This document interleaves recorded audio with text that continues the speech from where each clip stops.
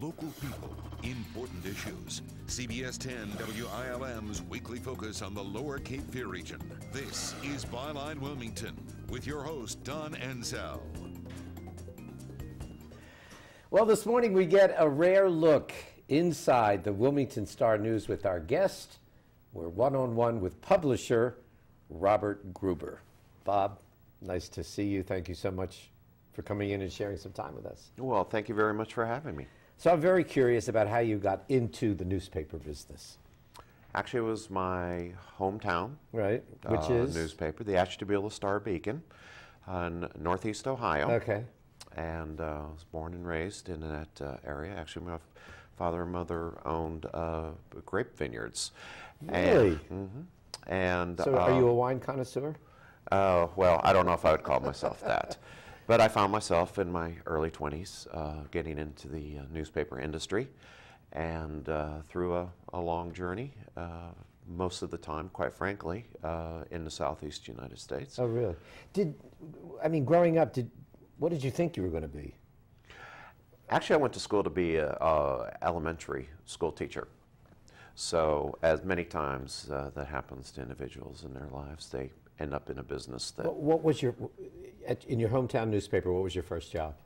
My first job at my hometown newspaper was an account executive in the sales department.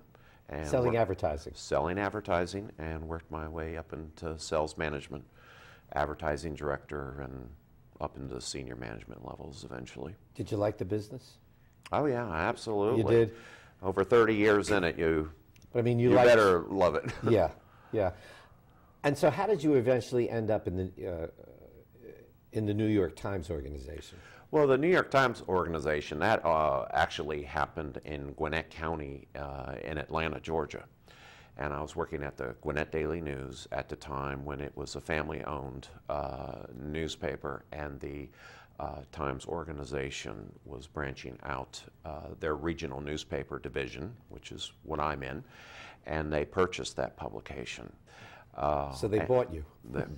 Fundamentally, yes, and I have been with the Times for 23 years now. Wow. And so how did you get to Wilmington? Through a series of promotions. This is my third publishing position, and if you go back to early in my New York Times days, they do what's called a succession plan, where you kind of lay down where you ultimately want to end your career up towards the end as you're developing and growing through the process. And I went back and actually found that document that you had given about 15, 20 years ago. Right.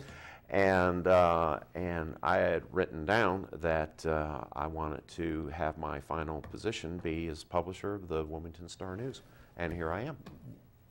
The power of writing down what you want has been documented. That's an amazing story. So the position came up, and they said... Position came up. And they said, do you want it, or are you going? Well, basically, the regional office called me, and I interviewed for it, but primarily there was a feeling that I was a good match for this property, and obviously there was a desire on my part to end up in Wilmington. So yeah.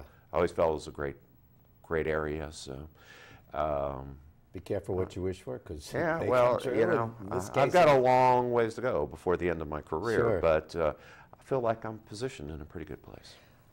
You said you've been publisher of, did you say 3? Correct. 3 news. All right. What is the role of a publisher? What is the publisher? What does the publisher of a newspaper do? What do you do? Well, there's always a lot of confusion between the role of a publisher and an executive editor in the news department. The publisher is really, the simplest way to describe it is the CEO of the organization, really fundamentally over the news organization, but also the organization as a business. To make sure that our trained journalists have all the resources they can do to do the proper reporting. But not only the journalists, you have the sales end under you. The sales end, the circulation, to distribution, the accounting, the production. So the buck stops with you on all fronts? Pretty much. Yeah. What is there one end you like better than the other? I mean, there's the journalist end, there's the sales end, there's the business end, there's the. Is there one that you're drawn to more than another? Well, I mean, obviously, with my background being the sales and business side, you know, you always tend to gravitate a little bit towards where your expertise is, but the news side is exciting. It's fascinating. It's exciting.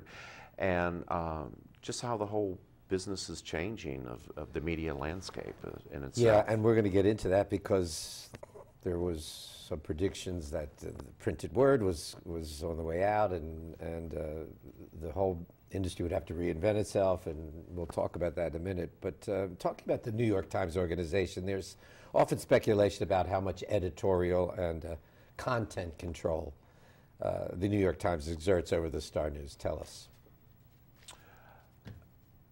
Fundamentally, none. There's local control over the news content. Obviously, we have access to the New York Times wire services, just like the AP wire services. But as far as there's no one calling down and say, "Here's the story you need to run today," No. or "Here's the type of stuff you need to cover." No, not at all. Here's the philosophy we want you to follow. That is, we're property they own. They own many other news organizations. For instance, like the International Herald Tribune over in Europe, for instance, that a lot of people don't know about, the Boston Globe, our division, About.com. But each of us really control our own local content. How long has the Star News been a property of the Times? Do you know? Oh gosh, it's been in the late 80s. Yeah, I remember when it happened, but I couldn't put a date on it.